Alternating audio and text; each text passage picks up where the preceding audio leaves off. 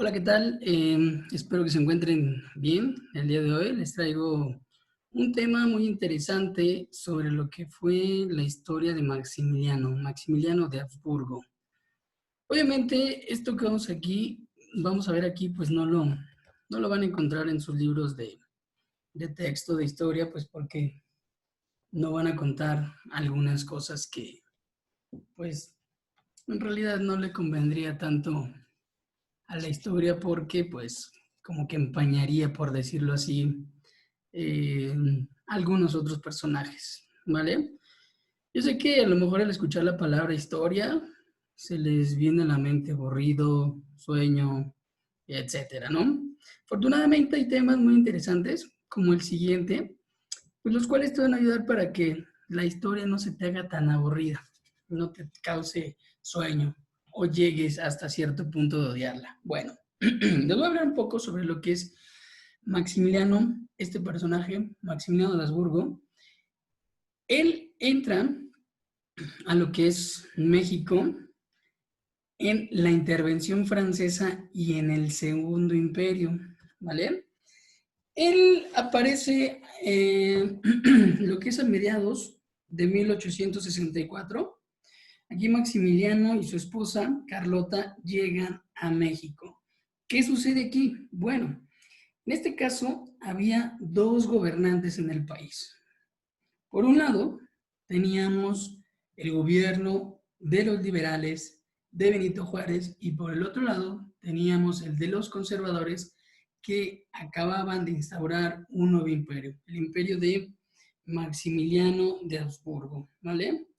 Entonces, aquí el país comienza a dividirse y algunos estados permanecieron pues leales a lo que fue el presidente constitucional Benito Juárez, mientras que otros estados comenzaron a alinearse a lo que fue este segundo imperio.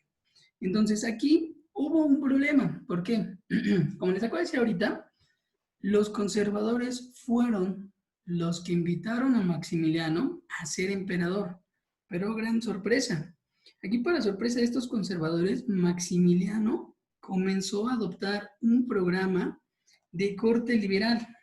¿A qué se refiere esto? Ya no pues seguía las ideas conservadoras que tenían algunos mexicanos aquí.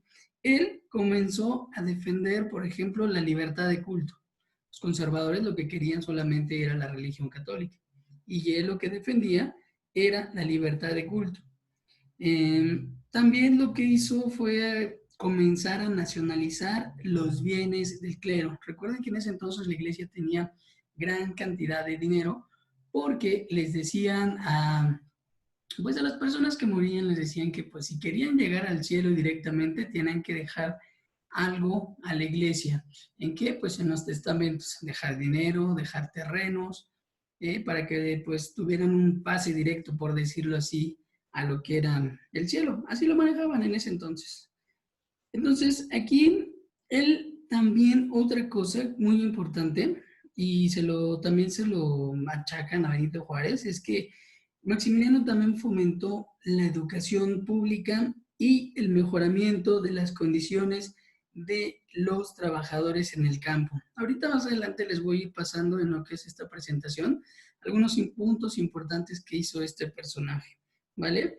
Y a lo que vamos a llegar, porque pues todo el mundo sabe y los libros de historia nos cuentan que pues Maximiliano fue fusilado, ¿no? Nos dicen que él que se va a refugiar a Querétaro y él fue fusilado en lo que fue el Cerro de las Campanas, perdón, el 19 de junio de 1867.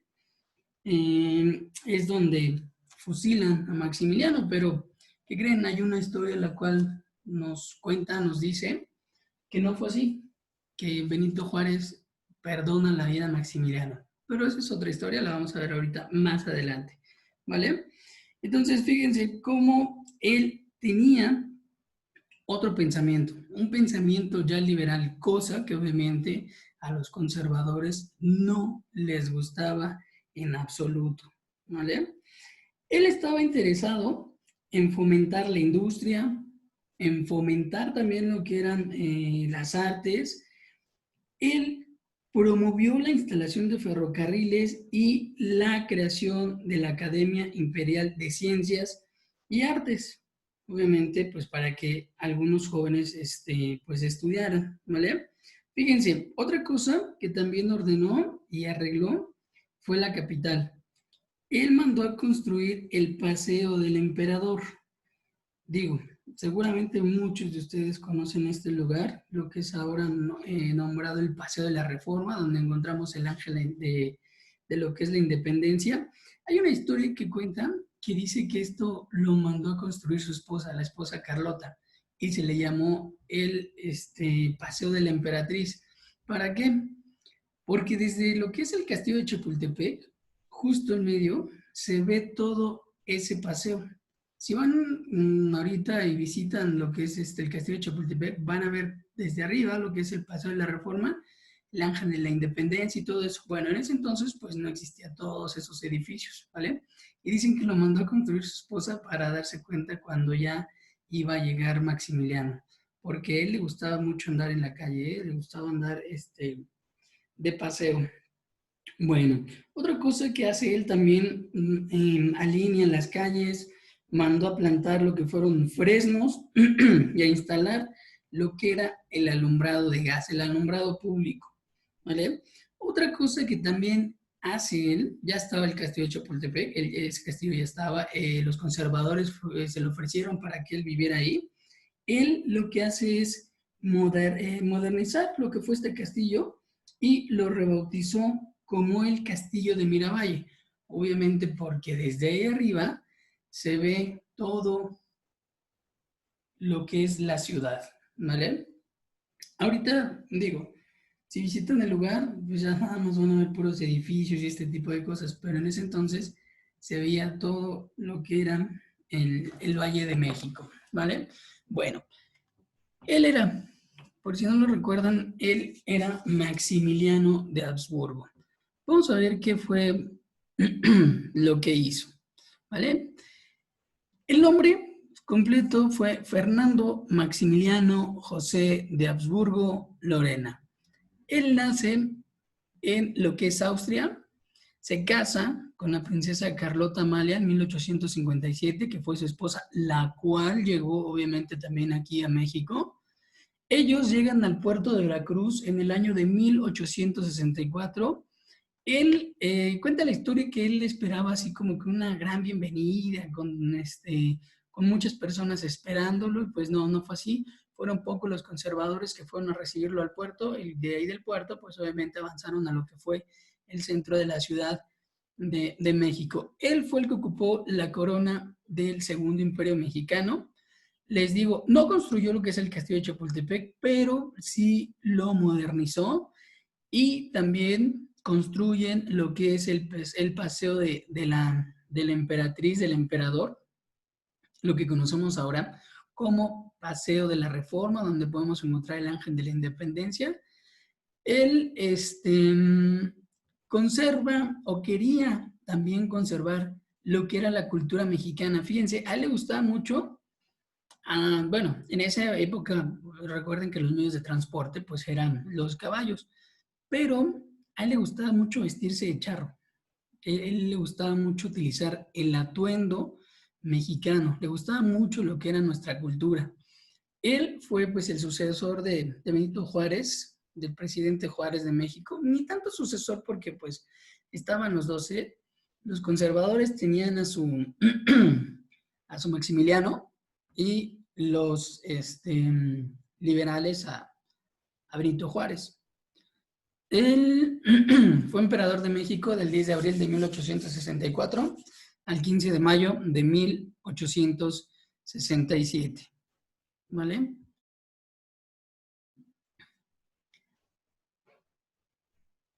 Vamos a ver cuáles fueron los aspectos positivos. Fíjense lo que hizo él por México. En el corto tiempo que estuvo, fíjense lo que hacía él. Él bajó o restringió las horas de trabajo para todas las personas y prohibió que los menores de edad trabajaran, porque en esa época, pues los menores de edad no iban a la escuela. No es como ahorita que a su edad van y estudian, ¿no? en esa época tenían que trabajar para poder ayudar a los papás con los gastos. Digo, no todos, obviamente. Los de, vamos a decir, los de la clase social más baja, que acuérdense que eran los indígenas y los que más maltrataban, ¿vale? Restringían las horas de trabajo porque, acuérdense, como les había comentado anteriormente, ellos lo que hacían era trabajar de sol a sol, desde que salía el sol hasta que se metía. Empezó a construir museos, traía unas ideas bastante liberales, trató de conservar lo que era la cultura mexicana, no cambiar pues nada. Él apoyaba a las personas de bajos recursos económicos. ¿De qué manera? Carlota, su esposa, hacía fiestas y estas fiestas las hacía para recaudar fondos y estos fondos eran destinados a pues, personas con bajos recursos económicos. Otra cosa importante que hizo, él canceló las deudas de los campesinos, las cuales sobrepasaban los 10 pesos. Digo, en aquel entonces, pues sí era algo considerable, ¿vale? Otra cosa importante es que prohibió todas las formas de castigo físico. Antes, pues se les maltrataba, se les golpeaba y se les azotaba. Él, pues, al momento de llegar, prohíbe todas estas formas de castigo físico. Y otra cosa importante que rompe con el monopolio de las famosas tiendas de raya. Acuérdense que estas tiendas de raya, no podían, las personas que trabajaban ahí no podían ir a comprar a otro lugar más que la tienda de raya de la hacienda. Y lo que hace este personaje, pues, rompía lo que era el monopolio de estas famosas tiendas. Bueno, obviamente como cualquier otro, tuvo también sus aspectos negativos. ¿Ok? Aquí una de las cuales era, por ejemplo, empezó a despilfarrar las escasas rentas del erario, el dinero del gobierno, y él lo que hacía, emprendía viajes al interior supuestamente para examinar de cerca la situación del país. Él quería estar cerca de donde pasaban las situaciones para ver cómo podía arreglarlas. Y también aprovechaba para cazar mariposas. Otra cosa que este personaje hacía o le encantaba era coleccionar mariposas. Y mientras que él se iba, dejaba a su esposa Carlota frente de lo que era el gobierno. Fíjense, él se iba a cazar mariposas y Carlota era la que gobernaba. ¿Ok? Bueno, vamos a ver algunos aspectos de los cuales les comentaba, ¿no? Esto de restringir las horas de trabajo para todas las personas y pues que los menores de edad no trabajaran fue algo muy importante, porque si se dan cuenta se empezaban a dar los derechos de los trabajadores, ¿ok? Estos datos que tenemos aquí pues son parecidos a los que acabamos de ver anteriormente. Bueno, como les acabo de comentar, se dice que Maximiliano fue fusilado en el Cerro de las Tres Campanas. Se dice que pues Benito Juárez regresa, recuerden que él estaba en el norte, escondido, y regresa al centro del país y pues lo que hace Maximiliano es huir hacia Querétaro, lo detienen ahí y es fusilado en el Cerro de las Tres Campanas. ¿Qué es lo importante de todo esto? Bueno, la historia no nos va a decir en sí lo que les voy a contar ahorita. La historia nada más dice fue fusilado, Benito Juárez quedó como presidente. Pues bueno, ¿qué creen? Aquí sucedió algo muy importante. Se dice que Benito Juárez, aquí tenemos en pantalla, perdona a Maximiliano, le perdona la vida, simple y sencillamente por pertenecer a lo que es una secta, la secta de los masones, que los dos eran de la misma, y obviamente no, una de las leyes era que no podían pues matarse entre ellos, por decirlo así. Fíjense, pongan atención con todos los puntos importantes que nos van a mandar aquí, porque posteriormente vamos a hablar de un personaje llamado Justo Armas. Pongan atención en este nombre, Justo Armas, porque lo van a escuchar más adelante. A pesar de ser enemigos políticos, Maximiliano y Juárez eran hermanos masones. Esto es lo que les acabo de decir. Políticamente eran enemigos, un emperador y otro presidente constitucional, pero los dos pertenecían a la misma secta, la secta de masones.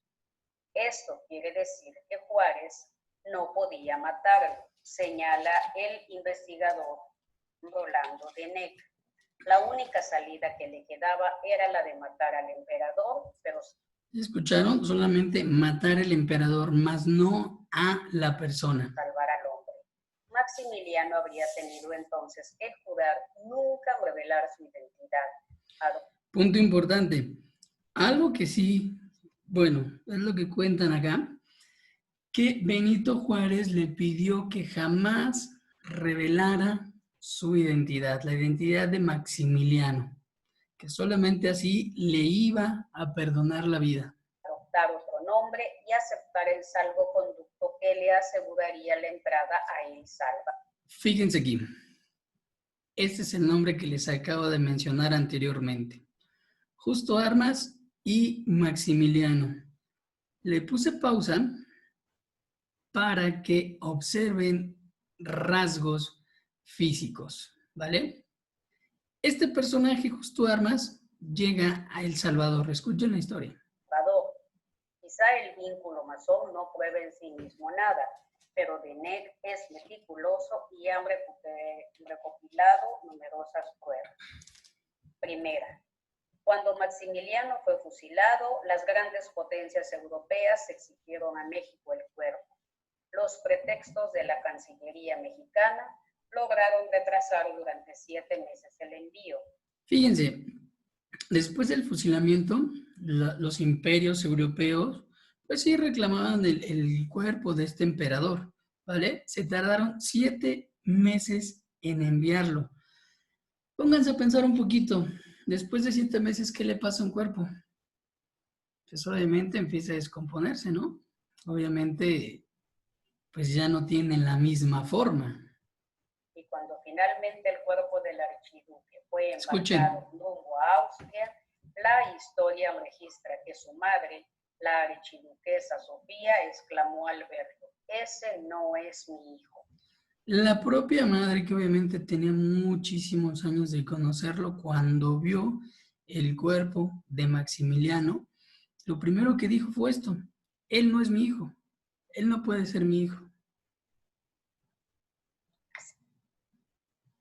Segunda, el fusilamiento sucedió en las más extrañas circunstancias. El ejército. Solo una veintena de personas acudieron a la ejecución. Solamente 20 personas estaban de testigos en la ejecución. Y escuchen lo siguiente sobre el ejército: soldados que no conocían a Maximiliano.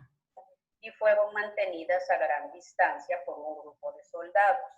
Además, el pelotón de fusilamiento fue conformado por un grupo de campesinos que nunca habían visto antes al emperador. Ni siquiera sabían quién era Maximiliano. Tercera, es incuestionable el parecido entre Justo Armas y Maximiliano. Un estudio antropológico realizado en Costa Rica confirmó la identidad de Armas y Maximiliano. Posteriormente, cuando fue autorizada la exhumación de los restos de Armas. Cuando este personaje, Justo Armas, muere, sacan los restos para hacer un examen de ADN. Se realizó una prueba de ADN comparando su perfil genético con el de una pariente de Maximiliano por línea materna directa, y la prueba dio positiva. Cuarta, un estudio grafológico realizado en Florida mostró... El estudio grafológico es donde hacen la comparación de la escritura. Hicieron la comparación de este personaje, Justo Armas, con la letra de Maximiliano, y escuchen. Que la letra de Armas y la de Maximiliano son en verdad la misma. Quinta, vean esto. Justo Armas conservaba en su casa objetos que habían pertenecido a Maximiliano. Recuerden que Justo Armas es exiliado o llega a lo que es El Salvador, y en la casa de este personaje, Justo Armas, encuentran estos objetos. Pues, ¿qué más? Vean, la M de Maximiliano, la corona y el escudo del águila nacional, pero con la corona del imperio. Y que le habían sido enviados desde México.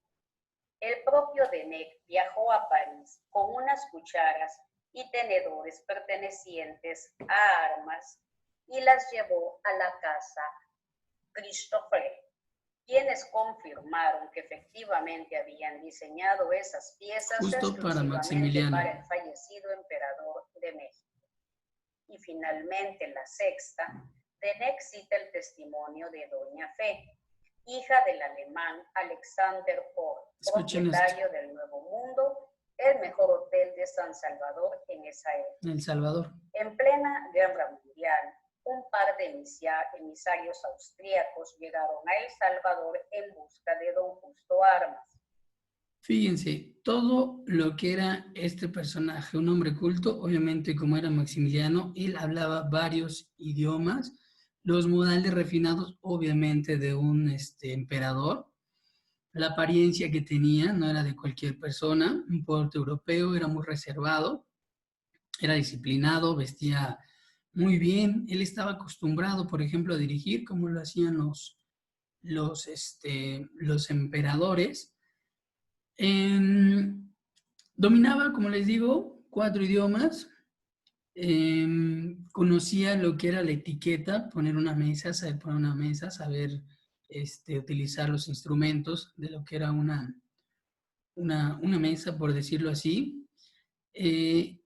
Algo que él hacía es que aunque él vestía bien, siempre estaba descalzo. Ahorita nos va a decir.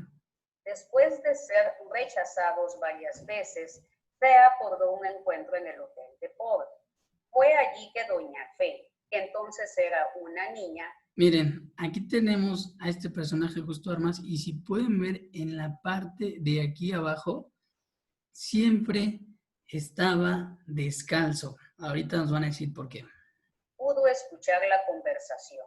Los caballeros pedían a don Justo volver a Austria. Escuchen eso. Francisco José se encontraba muy enfermo y querían que él ocupara el trono. Francisco José era el hermano de Maximiliano, entonces querían que Justo Armas regresara para ocupar el trono, pero él se negó porque él había prometido hacerse a un lado. Armas se negó rotundamente. Ya un día se le había hecho firmar la renuncia al trono y no pensaba tomarlo jamás. ¿Ya vieron? Doña Fe recuerda claramente que don Justo abandonó la habitación dando un portazo.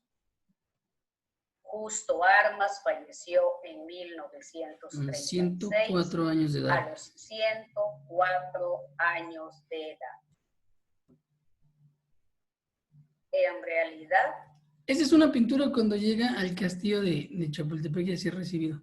Esto prueba que Maximiliano de Habsburgo no fue asesinado como nos han contado siempre. Son historias. Les agradezco su atención. Son historias que, pues obviamente, los libros de texto, pues no nos van a contar.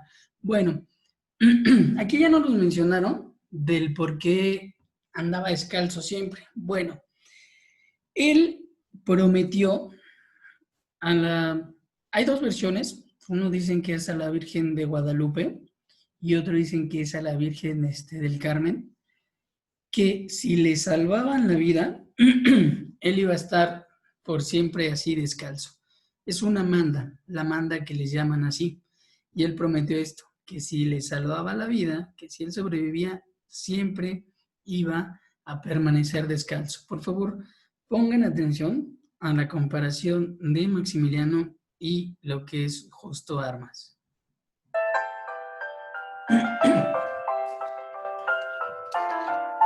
Fíjense bien si hay algún parecido.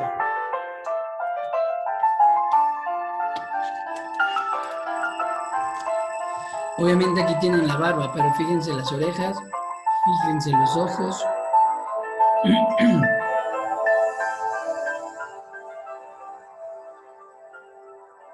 Vean. Lo mismo, ¿no creen? Pues bueno, con esto terminamos. Se los dejo a su criterio. Si quieren investigar un poco más, busquen así sobre Justo Armas, a dónde vivió y pues quién se dice que fue, ¿vale? Y bueno, pues con esto damos fin a este pequeño tema. Y así como este, hay muchísimos más, ¿vale? Podemos hablar el caso, por ejemplo, de Hitler, que también la historia pues nos dice que se murió en su búnker, que fue, que se pegó un tiro y que ahí murió. Pero hay otras historias como esta que nos dice que escapó hacia Argentina. Pero bueno, les digo, la historia no nada más es así para aburrirse, para estar así de estarse durmiendo. La historia es muy, muy interesante, es muy, muy importante y más si investigas más allá de lo que te dicen los libros de texto. Pues bueno, yo con esto termino. Espero que se encuentren bien. Les mando un fuerte abrazo. Cuídense mucho. Chao.